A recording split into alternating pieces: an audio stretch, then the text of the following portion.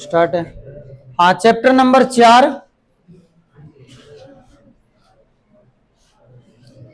Chapter number 4 का नाम है सम्मिश्र संख्याएं।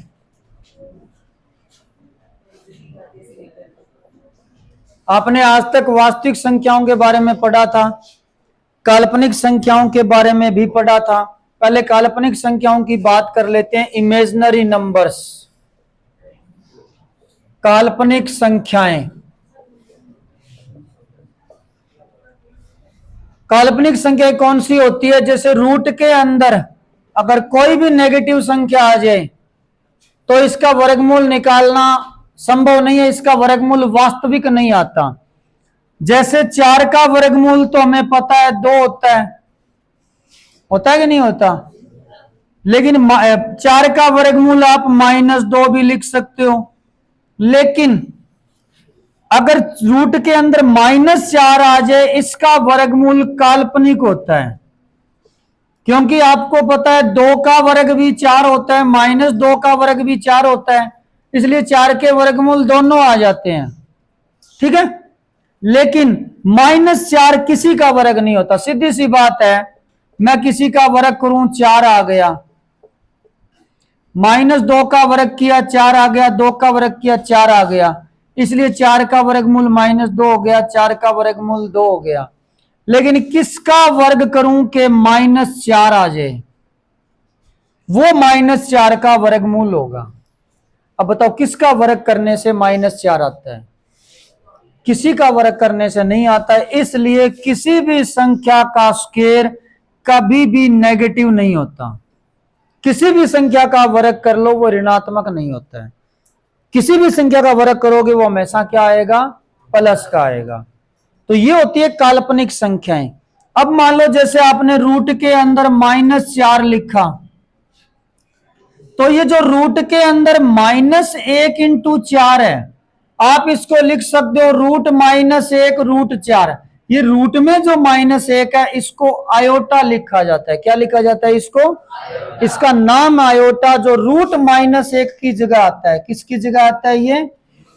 तो अब आप 4 का वर्गमूल +-2 आयोटा लिख सकते हो।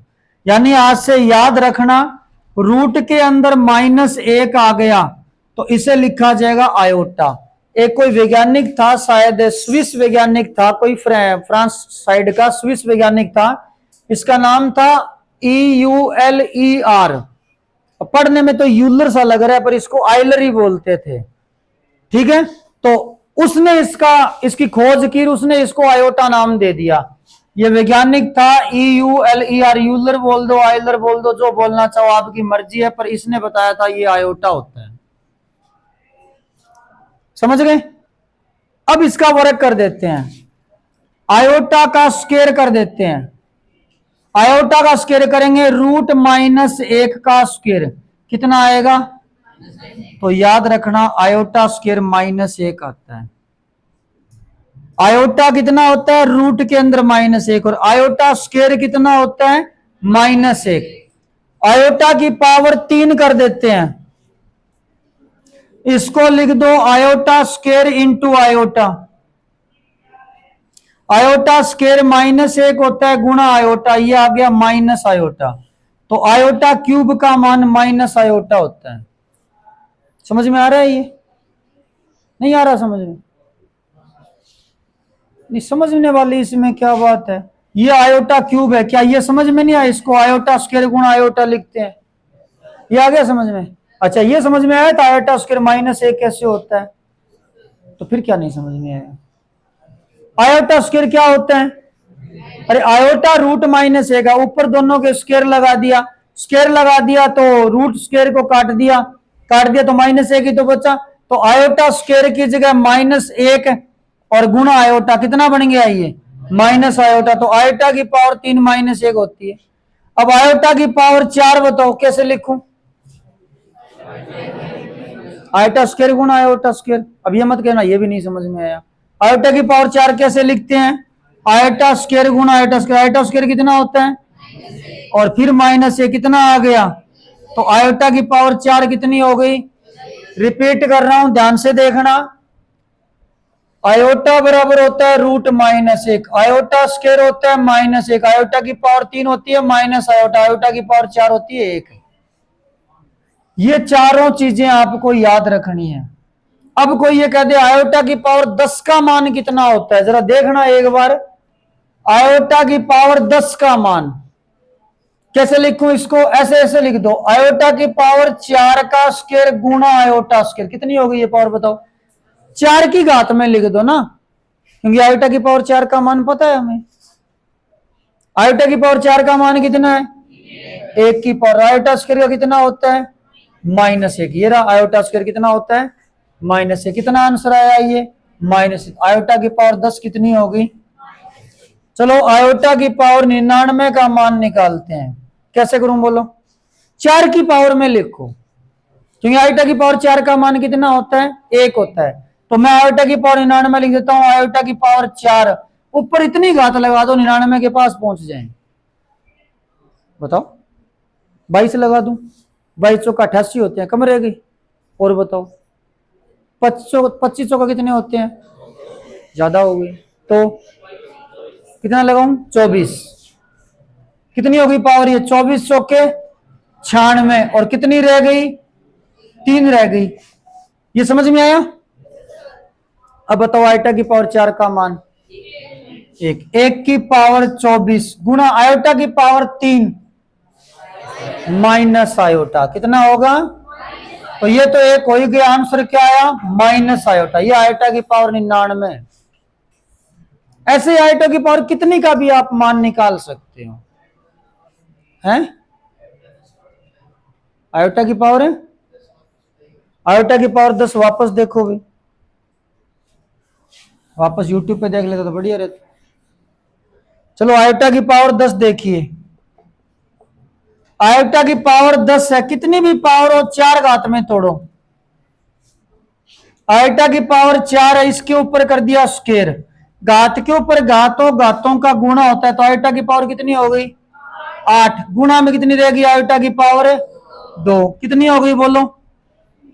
आयोटा की पावर 4 का मान 1 और आयोटा स्क्वायर का मान माइनस 1, 1 गुणा माइनस 1, तो आयोटा की पावर 10 कितनी आ गई।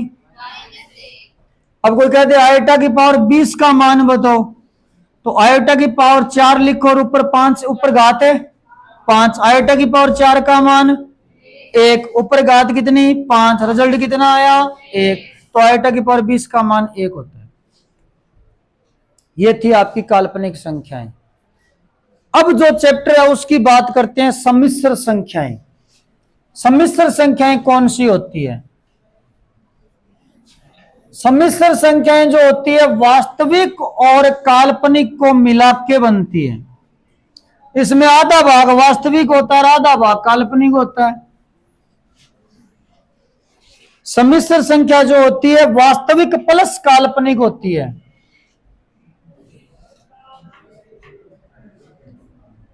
बीच में बोले ना भाई। सम्मिश्र संख्याएं जो होती है रियल नंबर्स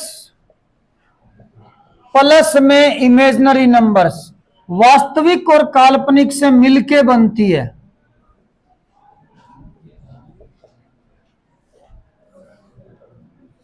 ये वास्तविक और काल्पनिक से मिलके बनती है, यानी कोई भी सम्मिश्र संख्या होती है इसे अमूमन जेड से लिखा जाता है। किससे लिखा जाता है, जेड से। सम्मिश्र संख्याओं को जेड से ही लिखा जाता है। इसे ऐसे लिखा जाता है ए प्लस आयोटा बी। इसमें ये वाला भाग वास्तविक होता है और ये वाला भाग काल्पनिक होता है। अब मान लो कोई संख्या ऐसे आ गई जेड बराबर में 3 प्लस 4 आयोटा, तो इसका मतलब इसका वास्तविक भाग, इसको शॉर्ट में लिखा जाता है रियल पार्ट ऑफ जेड, ऐसे REZ, real part of Z. वास्तविक भाग है इसका 3। अब लिखा जाएगा इसका काल्पनिक भाग, तो काल्पनिक भाग ऐसे लिखते हैं इमेजिनरी पार्ट ऑफ जेड, इसे लिखा जाता है 4। तो ये वास्तविक भाग है, ये काल्पनिक भाग, यानी आयोटा के बाद जो है वो काल्पनिक भाग है और बिना आयोटा वाला वास्तविक भाग है। समझ में आ गई इतनी बात? ये जो z होता है इसका मापांक भी निकाला जाता है। z का मापांक, z का मापांक निकालना है तो आप रूट के अंदर a square plus b square कर दो, बस ये इसका मापांक हो गया। जैसे मान लो ये z है, आपको इसका मापांक निकालना है तो रूट के अंदर कर दो 3 का स्क्वायर प्लस 4 का स्क्वायर, कितना आएगा 5, 5 इकाई लिखोगी, ये मापांक होता है, बस इतना सा मापांक होता है। ठीक है, अब एक चीज और सुनो, अब आती है इनके संयुग्मी। संयुग्मी क्या होता है? इसको कंजुगेट नंबर्स भी बोलते हैं, संयुग्मी। अगर z कोई सम्मिश्र संख्या है, जरा ध्यान से देखना इस चीज को, ये चैप्टर बिल्कुल छोटा सा चैप्टर है, पहले तो काफी बड़ा था, हटा दिया। ये अगर z है तो z बार इसका संयुग्मी कहलाता है, ये संयुग्मी कहलाता है। z के ऊपर लाइन लगा दो। ये बनता कैसे है? अगर z बराबर a प्लस आयोटा b है तो z बार जो है वो काल्पनिक भाग का निशान चेंज कर दो, सिर्फ निशान चेंज करना है, वो भी केवल काल्पनिक भाग का। फॉर एग्जाम्पल, अब इसका उदाहरण देखिए, मान लो z बराबर 3 माइनस 4 आयोटा है, आपको z बार लिखना है, इसका संयुग्मी लिखना है, तो काल्पनिक भाग का निशान चेंज कर दो, ये 3 प्लस 4 आयोटा हो गया। सिर्फ निशान चेंज करना होता है और कुछ नहीं करना होता। चलो एक चीज और सुनो एक बार, इस चैप्टर में ज्यादा कुछ लंबी चौड़ी कहानी नहीं है, मैं एक उदाहरण लिख रहा हूं। z बराबर है 2 माइनस 1 प्लस आयोटा, तो z बार क्या होगा जरा बता सकते हो? ध्यान से देख लो, 1 माइनस आयोटा। क्या आप z का मापांक निकाल सकते हो? अभी अभी बताया था ना, मैं लिख देता हूं अगर आप भूल गए हो तो। z बराबर अगर x प्लस आयोटा y हो तो z बार आता है रूट के अंदर x स्क्वायर प्लस, सिर्फ संख्याओं का स्क्वायर लेना है, आयोटा नहीं लेना है। तो ये z है, इसका मापांक बताओ क्या आएगा? रूट के अंदर 1 का स्क्वायर प्लस 1 का स्क्वायर, कितना आया? रूट 2। आगे इकाई लिखोगे। चलो एक उदाहरण और बता देता हूं। जैसे ये z है, z बराबर है 3 माइनस 4 आयोटा, z का मापांक बताओ। x की जगह x, y की जगह y, बोलो 3 का स्क्वायर बीच में प्लस, y की जगह कितना है? -4 है। आयोटा की जगह आयोटा है, y की जगह -4 है। आंसर कितना आया? 5। मापांक निकालना सीख गए? तो इसका मापांक और बताओ मुझे, z बार का बोलो, बोलो फटाफट। 1 का स्क्वायर प्लस में कितना आया? अच्छा ये z था, अगर मैं यहां z बार बनाऊं तो क्या बनेगा बोलो? इसके लिए 3 प्लस है। अच्छा इसका मापांक और बताओ। रूट के अंदर 3 का स्क्वायर 4 का स्क्वायर कितना आएगा? आप क्या समझे? इन दोनों उदाहरणों से हम ये समझे कि z का मापांक और z बार का मापांक क्या होता है? बराबर आता है। आ रहा है कि नहीं आ रहा? बराबर। 2 उदाहरणों से बता दिया। कोई भी सम्मिश्र संख्या और उसके संयुग्मी का मापांक हमेशा बराबर आता है, यह चीज हमने यहां सीखी है। कोई भी सम्मिश्र संख्या हो, उसकी संयुग्मी हो, उसका मापांक हमेशा क्या आएगा? बराबर आएगा। एक लास्ट बात इसके अंदर, अगर मान लो रूट के अंदर -4, ये बहुत ही जबरदस्त बात है, और रूट के अंदर -9 है, इसका आंसर क्या आएगा? बंद करना इसको एक बार, ध्यान से समझना इस चीज को। ये रूट -4 जो है इसको लिखा जाएगा √-1 √4, इसको लिखा जाएगा √-1 √9, √-1 होता है आयोटा, √4 2 होता है, √-1 आयोटा, √9 3 होता है, आयोटा आयोटा स्क्वायर हो गया, ये iota into iota, iota square गुणा 6, आयोटा स्क्वायर -6, तो इसका आंसर -6, ठीक है ना। और जो मैंने एक और लिखा था रूट के अंदर -4 -9, इन माइनस का गुणा हो जाएगा 36 बचेगा, 36 का वर्गमूल 6 आएगा, ये 6 आएगा, ये -6 आएगा। कहने का मतलब ये है रूट के अंदर अगर माइनस आ रहा है तो आप इन दोनों को इकट्ठा नहीं कर सकते। आपने क्या किया, मतलब कहने का मतलब ये कभी नहीं होता, रूट के अंदर -a, रूट के अंदर -b, आप रूट के अंदर इसको a b नहीं लिख सकते। रूट के अंदर -a, रूट के अंदर -b, आप ये नहीं कह सकते -a का -b से गुणा +ab कर दो। अगर दोनों संख्या माइनस की है तो ऐसा नहीं हो सकता, लेकिन अगर दोनों में से एक प्लस की है, बात ध्यान से सुनना बहुत गहरी है, तो ये हो सकता है। मेरा कहने का मतलब है रूट के अंदर एक तो माइनस है लेकिन दूसरी प्लस की है, आप इसको रूट के अंदर -a भी लिख सकते हो, इनका गुणा हो सकता है, उसका नहीं हो सकता। उन दोनों को अलग अलग लिख के ही गुणा करना पड़ेगा, इसको अलग सोल्व करना पड़ेगा, इसको अलग सोल्व करना पड़ेगा। फॉर एग्जाम्पल ये तो मैंने बता ही दिया, एग्जाम्पल अलग अलग करना पड़ेगा, ठीक है। या इसको ऐसे भी तो लिख सकते हो, रूट के अंदर माइनस आ जाए क्या लगता है आयोटा 4 का वर्गमूल 2, रूट के अंदर माइनस आ जाए क्या लगता है आयोटा 9 का वर्गमूल 3, 2 3 6 आयोटा स्क्वायर, 6 आयोटा स्क्वायर कितना हो गया -6। इसका एग्जाम्पल है जैसे रूट के अंदर -4 आ गया, रूट के अंदर 9 आ गया, आप इसको माइनस में 36 लिख सकते हो, 4 में 36 -36 कितना आ गया माइनस का है, सॉरी 6 आयोटा आ गया, ये 6 आयोटा आएगा, माइनस की जगह आयोटा आ जाएगा, ये 6 आयोटा आएगा, ये -6 आएगा, समझ गए।